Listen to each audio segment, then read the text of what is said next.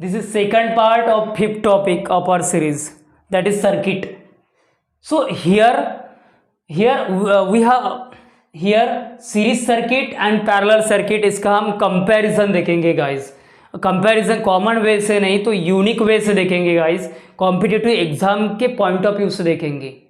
सो यहाँ पे मैंने जितने भी टर्म्स लिए या फिगर्स लिए हैं, सो जितने भी टर्म्स लिए हैं ये एग्जाम पॉइंट ऑफ व्यू काफ़ी इंपॉर्टेंट है. एक एक टर्म का क्वेश्चंस बन चुका है गाइस, PYQ से लिया हुआ है. ये जितने भी फीचर्स लिए हुए वो PYQ से, ओनली PYQ से. सो काफ़ी 1 by 1 है जो यहाँ पे कंसेप्ट दिया है, 1 by 1 है जो टर्म दिया है, फीचर्स दिए है, वो काफ़ी इंपॉर्टेंट है for our competitive exam, for SSC JEE, RRB JEE, technician, Mahavitaran JEE, means Mahadiscom JEE. So देखो, okay let's start. Series circuit and parallel circuit. Series circuit का कनेक्शन हम देखते हैं गाइस, तो फर्स्ट रजिस्टर का फर्स्ट एंड, सेकंड रजिस्टर का second end, इस supply के लिए आउट हो चुका है. सो जब भी ऐसे टाइप का कनेक्शन होता है उसे हम सीरीज सर्किट कहते हैं. एंड पैरेलल सर्किट जहाँ पे हम हर लोड को फेज और न्यूट्रल सेपरेट देते हैं उसको हम पैरेलल सर्किट कहते हैं. सो यहाँ पे सीरीज सर्किट में वोल्टेज, करंट, रेजिस्टेंस का क्या स्टेटस होता है, पैरेलल में क्या स्टेटस होता है, उसके कनेक्शन के अकॉर्डिंगली जो स्टेटस है वोल्टेज, करंट, रेजिस्टेंस का वो चेंज होता है गाइस. तो वो हमें पढ़ना है कंपैरेटिवली, ऐसे पढ़ेंगे. So definitely it will easy to mind, if we are learning comparatively. So believe on me guys, comparative study will help you. So देखो यहाँ पे वोल्टेज का स्टेटस देखते हैं सीरीज सर्किट में. तो अकॉर्डिंग टू ओम्स लॉ, क्या है हमारा ओम्स लॉ, वीर. इसके पहले का लेक्चर आपने देखा नहीं होगा तो देखिए, ओम्स लॉ हमने काफ़ी लॉजिकल वे में, मतलब माइंड कैसे करे उस वे में हमने पढ़ाया हुआ है ओम्स लॉ. सो देखो V = I × R, जो वोल्टेज होता है वो करंट और रेजिस्टेंस का प्रोडक्ट होता है. तो वैसा ही जो वोल्टेज होता है हर रेजिस्टर पे, वो करंट और रेजिस्टेंस का वैल्यू उसके अकॉर्डिंगली वहाँ पे वोल्टेज ड्रॉप होता है. दैट मीन्स टोटल जो वोल्टेज होता है ये हर रेजिस्टेंस में ड्रॉप हुआ वोल्टेज उसका सम, दैट मीन्स टोटल वोल्टेज. यहाँ पे वोल्टेज ड्रॉप होता है गाइस. सो इधर पैरेलल सर्किट की बात करते हैं तो जो टोटल वोल्टेज होता है वही इंडिविजुअल वोल्टेज होता है. अगर यहाँ पे 230 वोल्ट है तो R2 में भी 230 वोल्ट ही सप्लाई होगा और R1 में भी 230 वोल्ट ही होगा. Why? Because there are phase and neutral both separately at each load. So that's why. And here as you can see here only one path to flow the current. So that's why here current का status देखते हैं तो total current जो होता है guys वो individual current के इतना ही होता है. Means total current suppose 1 ampere है तो यहाँ से भी 1 एम्पियर फ्लो होगा और सेकंड लोड से भी 1 एम्पियर ही फ्लो होगा.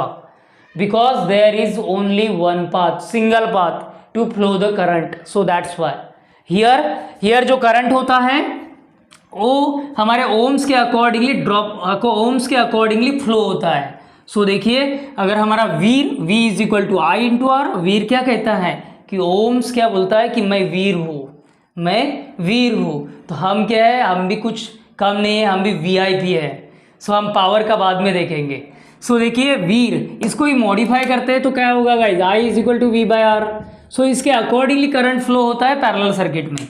सो देखो, और वो भी उसके रेजिस्टेंस वैल्यू के अकॉर्डिंगली वो करंट फ्लो होता है गाइस, और रेजिस्टेंस वैल्यू के अकॉर्डिंगली होता है V/R1 + V/R2. इसका जो सम होगा वो टोटल करंट होगा guys. In case of resistance, so total resistance, if there are different resistors, if there are यहाँ पे 5 ओम है, कंसिडर कर लेते हैं, यहाँ पे 5 ओम है, यहाँ पे 10 ओम है, तो इसका जो एडिशन होगा वो टोटल रेजिस्टेंस होगा. किसमें? सीरीज में. बट पैरेलल में फ्रैक्शनल होगा गाइज, 1/R1 1/R2 है ना. तो एक जो फैक्ट है वो ज़्यादा पॉपुलर है. सो देखिए, अगर ये वाला 5 ओम है, ये अगर 5 ओम है पहला फर्स्ट लोड और सेकंड 10 ओम है, तो इसका जो टोटल रेजिस्टेंस होगा वो स्मॉल से भी कम होगा. दैट मीन्स ये स्मॉलेस्ट रेजिस्टेंस है इस सर्किट में, ये 10 ओम है, ये 5 ओम है, तो इसका जो टोटल रेजिस्टेंस होगा ना वो 5 ओम से भी कम होगा। ये फैक्ट है। कभी कभी ऐसा आता है क्वेश्चंस में, एक ही ऑप्शंस होता है, मतलब 4 आउट ऑफ एक ही ऑप्शंस होता है कि सबसे कम दे देता है, तो एलिमिनेट कर, वो जो 3 तो है एलिमिनेट ही हो जाएंगे, इसके ऊपर जो है वो एलिमिनेट ही हो जाएंगे, और जो राइट ऑप्शन होगा वही जो 1 ऑप्शन होगा वही राइट होगा। सो ऐसा भी होता है, काफ़ी सारे क्वेश्चंस में ऐसे होते हैं लॉजिक्स। सो देखिए, देन डिफरेंट है तो एक केस होगा, अगर सेम है रेजिस्टेंस का वैल्यू, यहाँ पे भी 5 ओम है, सपोज यहाँ पे 5 ओम है और यहाँ पे भी 5 ओम है, तो सो जितना भी रेजिस्टेंस होगा वो नंबर, दैट मीन्स यहाँ पे 2 रेजिस्टेंस है तो 2 एंड 5 ओम ए है, तो यहाँ पे 5 मीन्स 5 2 10, सो टोटल रेजिस्टेंस होगा 10 ओम। अगर सेम है तो, है ना, मतलब हर इसका अकॉर्डिंग, मतलब यहाँ पे तो मैंने 2 का एग्जांपल लिया है, आपको 3 4 5 6 ऐसे रेजिस्टेंस कनेक्ट होते हुए देखेंगे, तो आपको उतना कुछ करना नहीं है, सिर्फ कितने नंबर से वो काउंट करो और उससे मल्टीप्लाई करो एक रेजिस्टेंस का वैल्यू, बिकॉज सेम वैल्यू है रेजिस्टेंस का, तो एक कहीं पे लिखो और इसका मल्टीप्लाई करो, तो जो टोटल आएगा, जो प्रोडक्ट आएगा वो टोटल रेजिस्टेंस होगा। इन केस ऑफ पैरेलल, सो देखो ये जो फ्रैक्शनल होता है गाइस, सो देखो यहाँ ए 5 ओम है, तो यहाँ पे 5 ओम होगा और कितना रेजिस्टेंस है 1 2 डिवाइड बाई 2, तो टोटल रेजिस्टेंस कितना आएगा 2.5। और मैंने इसके पहले ही फैक्ट कहा है कि जो टोटल रेजिस्टेंस होगा वो स्मॉलेस्ट रेजिस्टेंस से भी कम होगा। और देखिए अगर हम 5 लेते हैं तो इसका टोटल रेजिस्टेंस 2.5 ओम आता है। ओके, काफ़ी बेसिक है गाइस ये फीचर्स, वेरी बेसिक। देखो जो बिगिनर है उसके लिए तो काफ़ी यूजफुल होगा, और जो एडवांस है उसका अच्छा खासा रिवीजन होगा। ओके, सो देखो एडिटिव, ये जो रेजिस्टेंस होगा यहाँ पे रेजिस्टेंस एडिटिव इन नेचर होगा, जितने भी रेजिस्टेंस होंगे वो वैल्यूज हमें ऐड करना होगा, तो हमें एडिटिव नेचर मिलता है सीरीज सर्किट में। यहाँ पे पैरेलल सर्किट की बात करते हैं तो फ्रैक्शनल होता है गाइस, अभी बताया कि क्या होता है, फ्रैक्शनल होता है ना। अगर रेजिस्टेंस यहाँ पे बढ़ाना है सीरीज सर्किट में तो रेजिस्टेंस हम ऐड करते हैं ताकि टोटल रेजिस्टेंस बढ़े, और पैरेलल सर्किट में रेजिस्टेंस कम करना है तब हम रेजिस्टेंस ऐड करते हैं, वाइस वर्सा। सिंपली आप एक ध्यान में रखो, सीरीज सर्किट का माइंड करो कि रेजिस्टेंस बढ़ाना है तो रेजिस्टेंस ऐड करो तो टोटल रेजिस्टेंस बढ़ जाएगा, एंड वाइस वर्सा कम करना है पैरेलल सर्किट में तो रेजिस्टेंस बढ़ा दो।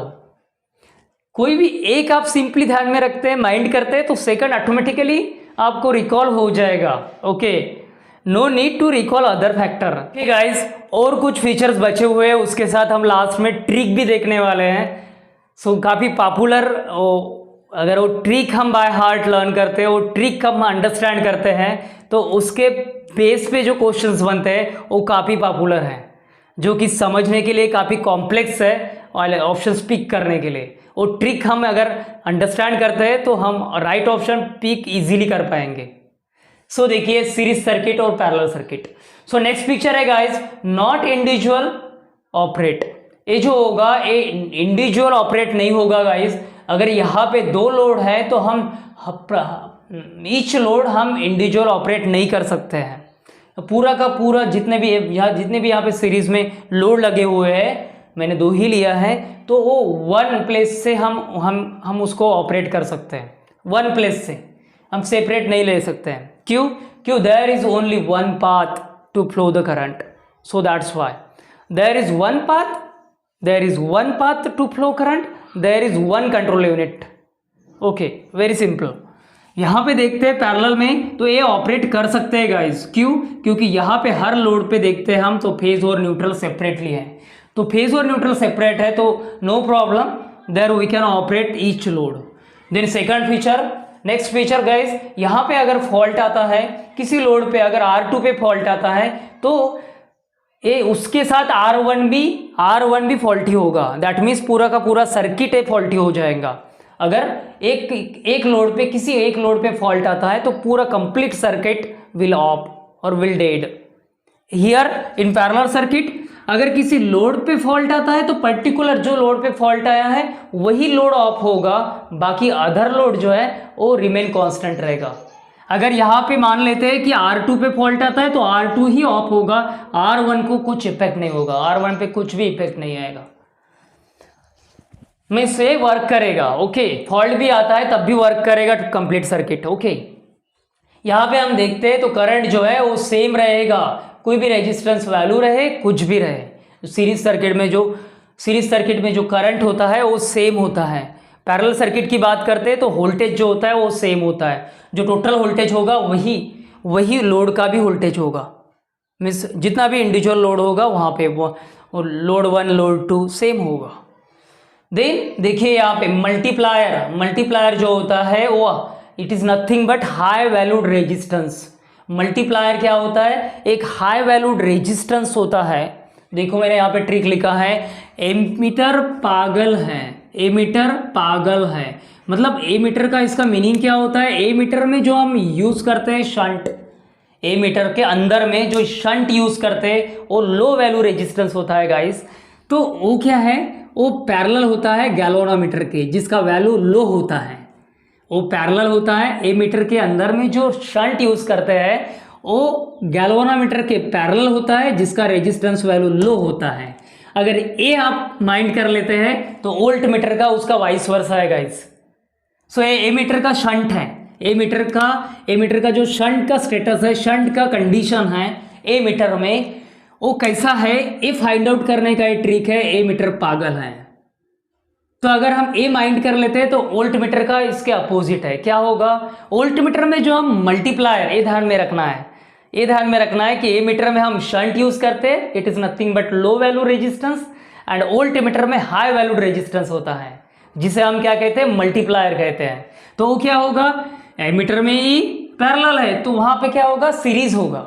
मीन्स ये जो मल्टीप्लायर होगा वो गैल्वेनोमीटर के सीरीज में होगा, जिसका वैल्यू हाई होगा। या फिर लो है एमीटर में तो ये हाई होगा, वाइस वर्सा है, कंप्लीटली वाइस वर्सा। सो मल्टीप्लायर जो कि गैल्वेनोमीटर के सीरीज में कनेक्ट किया जाता है, जिसका रेजिस्टेंस वैल्यू हाई होता है, ओके, वो सीरीज में कनेक्ट किया जाता है। ओके, यहाँ पे शंट यूज किया जाता है पैरेलल सर्किट में, गैल्वेनोमीटर के पैरेलल में उसका वैल्यू लो होता है। ओके, और जो वोल्ट मीटर हम कनेक्ट करते हैं एक्सटर्नली सर्किट में, एक्सटर्नली अगर किसी सर्किट का हमें वोल्टेज मेजर करना है और वहाँ पे वोल्ट मीटर कनेक्ट करना है, तब हम वोल्ट मीटर एक पैरेलल में कनेक्ट करते हैं। तो ए मीटर जो है एक्सटर्नली हमें करंट मेजर करना है किसी सर्किट का, तब हम जो ए मीटर है सीरीज में कनेक्ट करते हैं। सीरीज कनेक्ट कैसे होता है, सीरीज में कनेक्शन, और पैरेलल में कनेक्शन कैसा होता है, ये भी हमने हुआ है guys. Okay, we will meet in the next video.